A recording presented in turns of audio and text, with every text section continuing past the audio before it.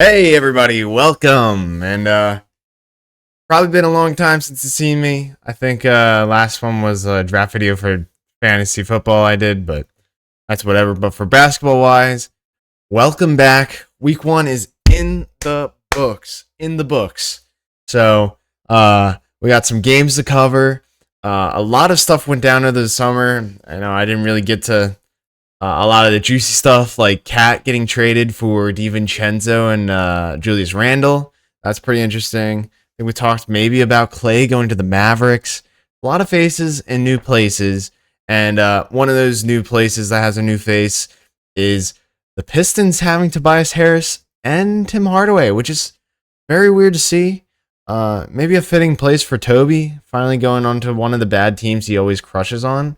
So we'll see if maybe you can turn it around, or if you can, make something of the Pistons. Cade Cunningham finally getting support. So, yeah.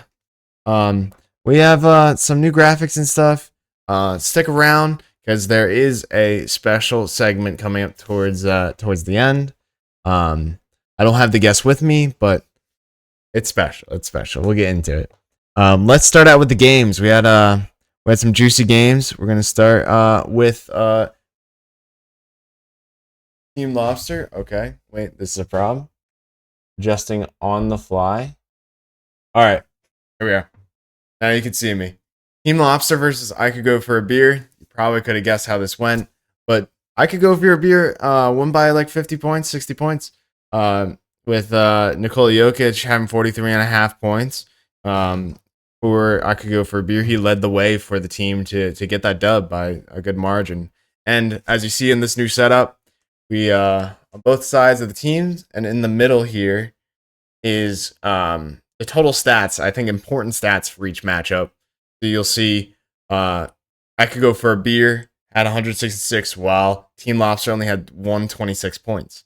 Big difference, but they're pretty even in assists and rebounds, and it really came down to those extra stats for the most part. And I think that's the trend we'll be seeing throughout covering these games.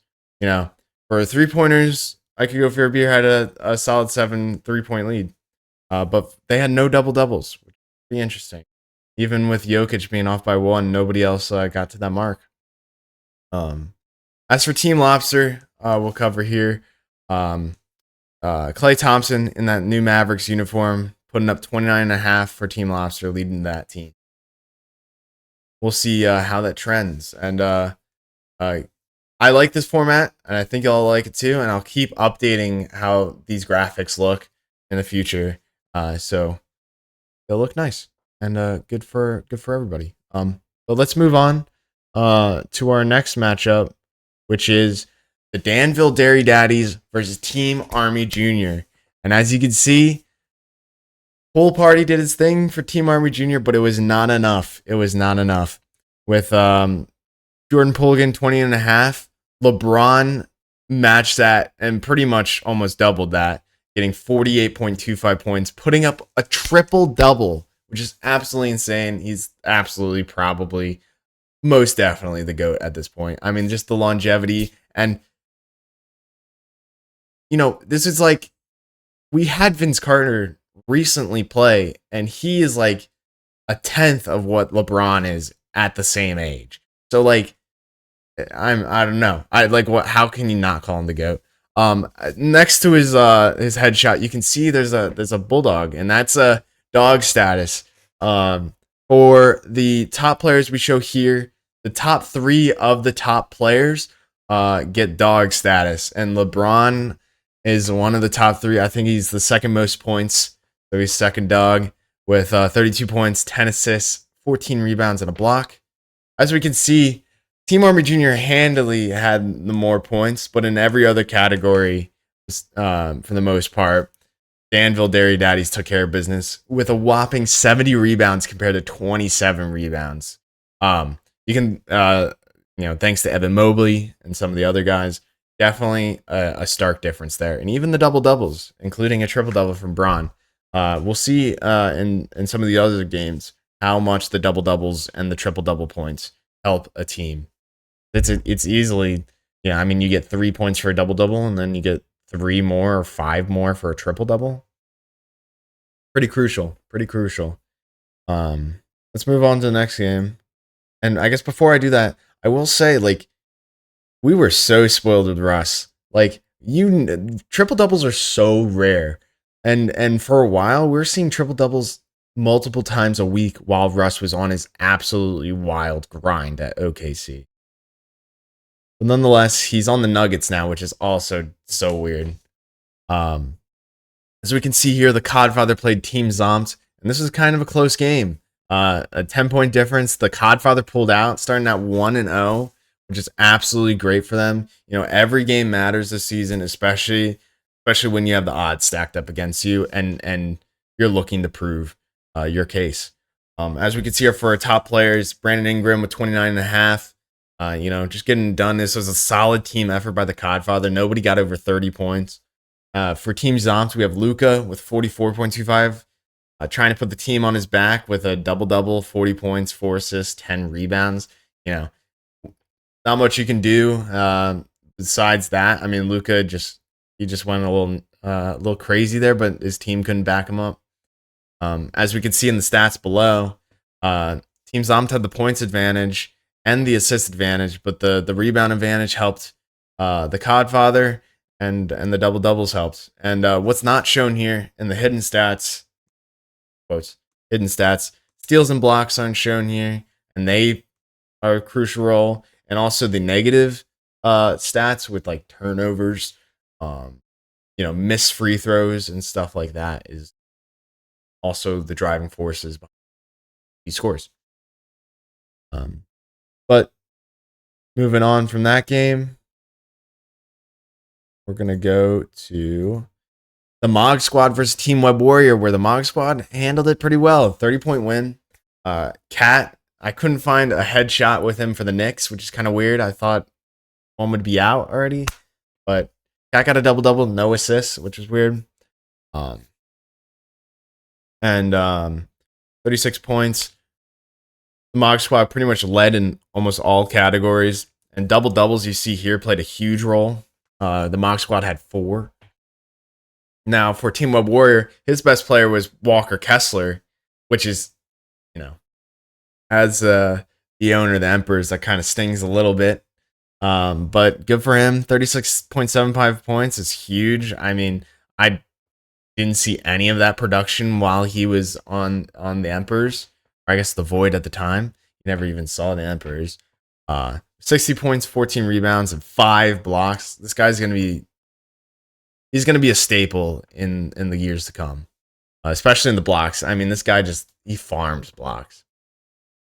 Moving on, we got the Fraggle Rock 9 versus the Kanto Embers. And this was a close game. This came down to the last couple days. Trae Young getting that big dog status. He was the 3rd best player picked this week with 38 points, 10 assists, 8 rebounds, and 4 steals. Just absolute masterclass. And on the other side, sorry, Cantam, but you had the top dog. You had freaking Shai Gilgeous-Alexander, and it was not enough. He almost had a triple-double, 35 points, 9 assists, 11 rebounds, and 3 apiece for steals and blocks. You know, all he could do. I mean, that's fire stat line. There's nothing much more you can do. As we look at the stats down here, though, you see the big disadvantage was the points. I mean, Kanto Embers was down basically 65 points. It's going to be hard to win when you're down by that many points comparatively. And was also down in assists and 3-pointers made. I had the rebounds advantage, but was not enough. Good to see it for the Fraggle Rock 9. I'll see some stuff later. Crazy stat for me for the Fraggle Rock 9 is that they've only lost 4 times ever in this league, and this is entering a new season, so it's a little scary. But the Kanto Embers is another disappointing loss, but it's still a new season, so plenty of time to rebound. I mean, you're playing one of the top teams in the league, so you can't be too. On to our second to last game to cover. That's not right. All right, sorry about the technical difficulties. You know, first week, getting back into the swing of things. here we go into our second to last game. We got the game of the week, the Emperors versus the Harlem Globetrotters. It was a tough game. Came down to the last couple of days. De'Aaron Fox just was a dog. I think it was Jalen Suggs was also a dog. Just absolutely getting those crucial last couple of points and those last couple of double-doubles. As you can see for the Emperors here, Kobe White absolutely went off. 35 points, 5 assists, 6 rebounds, and 4 steals. Now, crucial. 39.75 points. Absolute dog. He might be a guard to look out for in the future. And for our other side, the winning side, Jason Tatum. Jason Tatum scoring 36.25 points for the Harlem Globetrotters. 25 points, 6 assists, 11 rebounds, and a steal. He gets a double-double, and as you can see, that was the main category that killed the Emperors. 5 double-doubles. That's a lot of points to not match. As we go down the line, it's also the 80 rebounds compared to the 52 that the Emperors had. Just hard to match that. Tried to match that in points. Tried to match that with assists, and it was not enough. You can't, you got to stack these double-doubles. Those are the key points, I believe, to a solid win. You need these points to be added. These extra points, if you miss out on them, it's hard to win these top high-scoring games, and that's got to give props to the owner of the Harlem Globetrotters. It's a great matchup. You picked the right games and at the right times.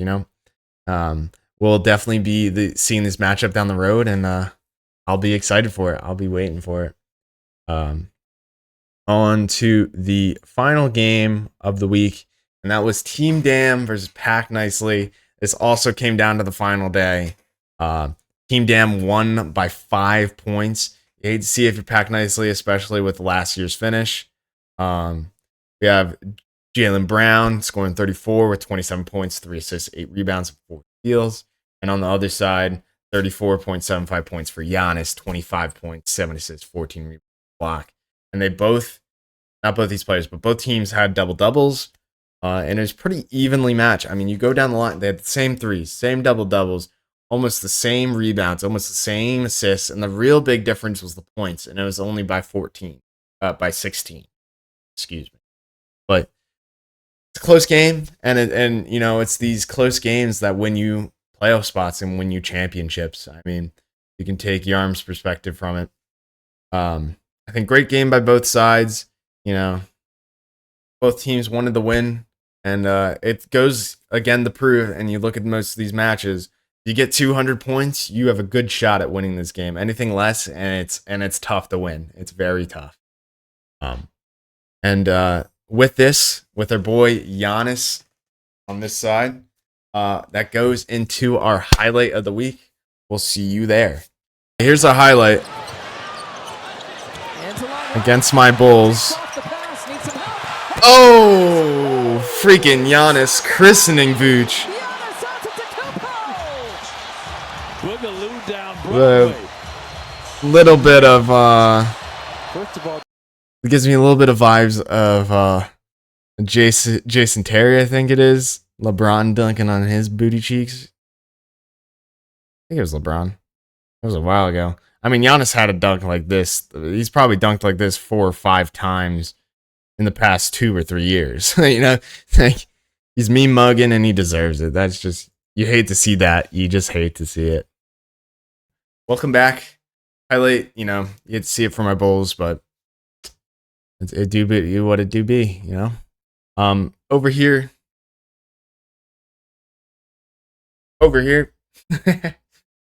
are the standings after week 1. This is, a lot of 1-0s and 0-1s, mostly decided by the points for. So the top 7 teams, the top one being the Harlem Globetrotters, with their league leading 247 points. That puts them at number 1. You'd love to see that if you're that team. And at the 8th seed, you have the Emperors, who had 245, but they're 0-1, so they're not up there. It stings. You see the red line on the board here underneath the 8th seed. That is the playoff cutoff. Right now, the first team missing out is the Kanto Embers. And I'll say this again, it's all decided by points for if there's ties. So that's why they're aligned the way they are. I'll leave that up because while I explain our next segment is might be recurring, yet to be decided, and it might be upgraded. We'll see. It's all on the balance. We have a new analyst joining us this week with a very good knowledge of basketball. He knows everything that there is. He's taught LeBron all he's known, and he is the real architect of the game we know today. Without further introduction, let's get right into it.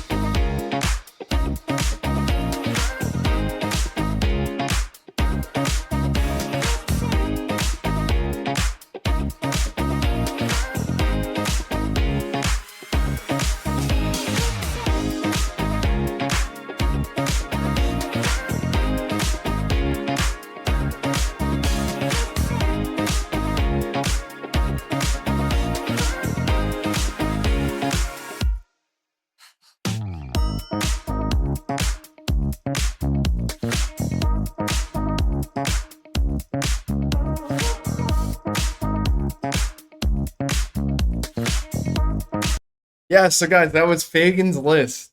I know it went quick. You missed some, just use YouTube, go back, pause, read. If not, you're here. Welcome back. I would like to see that recurring segment, that become a recurring segment on videos like this. I think it's kind of fun. It might not have as detailed a description.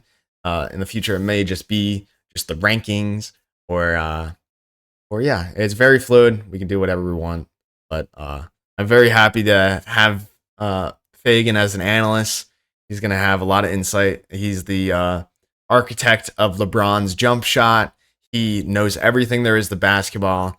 And if you have the privilege of having his phone number, you can ask him anytime about any basketball related questions or history. He knows everything. He knows everything. But his favorite player was Mike Bibby. You should bug him about that. But anyways, final notes. Overall, glad to be back. Week 1's in the book. And we have 19 more weeks of just packed action. I can't wait to keep making these videos, and I hope to show y'all how I hope to have the me stuttering. I wish to show you the improvements I have from week 1 to week 20. I'm excited to make these videos for y'all and yada yada. I'm yapping right now just because I suck. But anyways, love y'all. I'll see y'all next week. Bye. Bye. Oh, before I go, the final card, it will show next week's top matchups with the percentage of who's probably going to win. They're my picks. Yeah, nothing much going into them, but just a look into the future. Boy.